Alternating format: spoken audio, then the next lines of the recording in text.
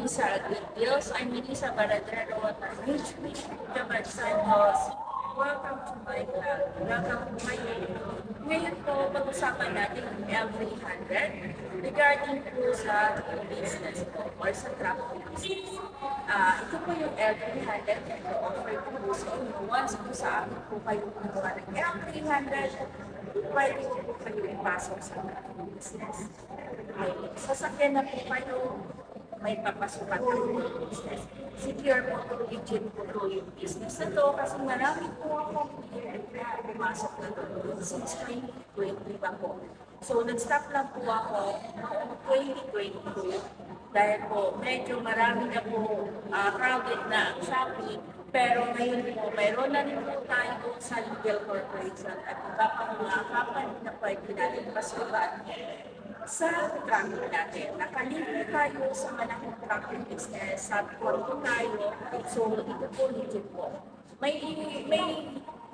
May less lang po sa ano, may pupuno na po, pero wala po silang hinihingi na hinihingi.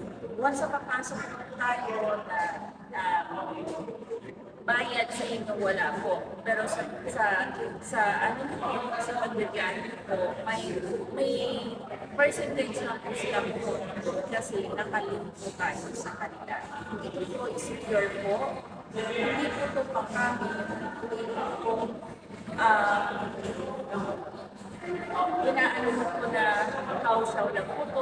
Hindi po ito kasi kung po na pumasok dito sa traffic na ito na sa legal corporation, most of po mga police po pumasok po mga PRD.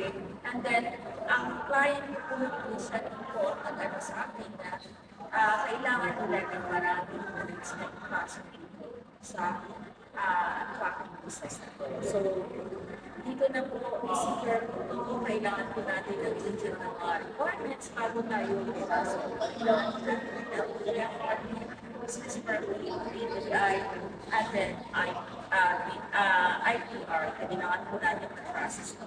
So, para po, legit po yung pagpasok natin, wala po fees na babayaran kayo sa pagpasok po sa business na po. Pero sa pag-process po ng mga requirements po, kailangan po natin tayo is po mag-provide at babayaran sa applicant business permit, and then PTI.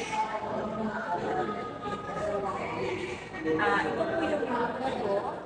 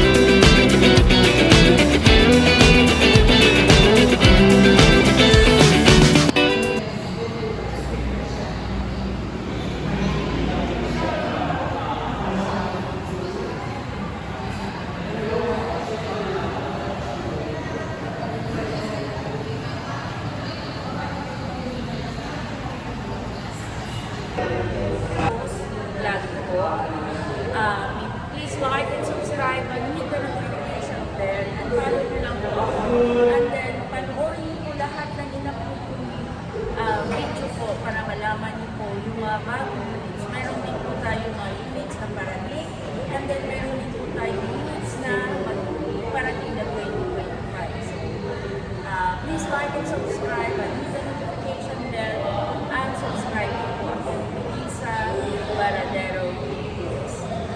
Maraming salamat po sa pagkikinig sa akin and have a nice day. Bye! Drive your ambition. Mitsubishi Motors.